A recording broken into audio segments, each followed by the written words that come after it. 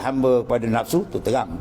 Hamba dalam ibadat tu dia seronok dengan ibadat, ya, dia leka tu.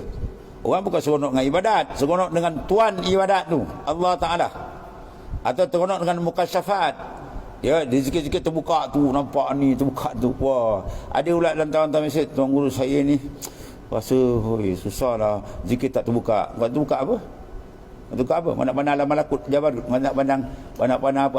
Aras tu makhluk. Mana-mana syurga tu makhluk. Kau dengan Tuhan dia. Tuhan buka, kau belasat dengan Tuhan, itu sampai, itu yang kau nak.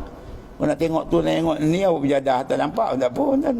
Wali ada yang dia sendiri tak kenal dia wali. Ya, sebab fokus dia bukan nak tahu aku ni wali ke tidak.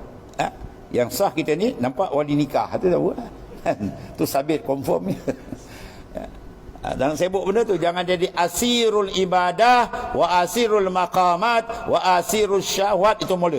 Kemudian asirul ibadah, kemudian asirul mukasyafat, kemudian asirul maqamat. Jadi makam ada juga. Yang kadang-kadang suluk dapat makam tu, makam ni, dapat makam tak datang suluk dah. Oh, macam pada ada makam kepala otak engkau tu. Oh, nak usul ilallah lah. Saya dah sampai makam khalifah kepala otak engkau tu. Saya dah makan tahlil kepala otak engkau. Abang Mursyid kata makam khalifah atau bau 4%. Tahu? 10% baru lagi, bau 4%. Apa yang kau nak rasa kau khalifah senang. Ya. Jaga tu. Siapa jadi nak gila makam, lepas tu tak ada suluk. Maka orang dulu mesti bersuluk seronok endan. Sebab suluk tempat prepare, nak repair rohani kita tu. Ya, kat mana dicacat, kat mana nak polis balik, kalau enjin tadi nak servis balik, nak apa supaya berjalan lancar. Tu adalah suluk. Tujuan kita tu nak sampai hadrat Tuhan. Kau nak tengok makam kau lebih kau. Itu silap. Sebab apa? Tak ngaji tasawuf jadi masalah. Jadi rosak. Man lam yataqal bi hadhil ulum mata musiran 'ala al-kaba'ir wa huwa la ya'lam.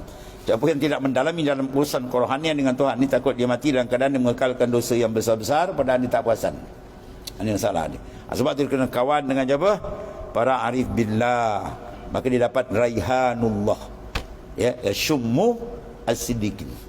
Dia dapat mencium tu sab, qalbi dia akan jadi cantik dengan Allah Subhanahu Wa Taala.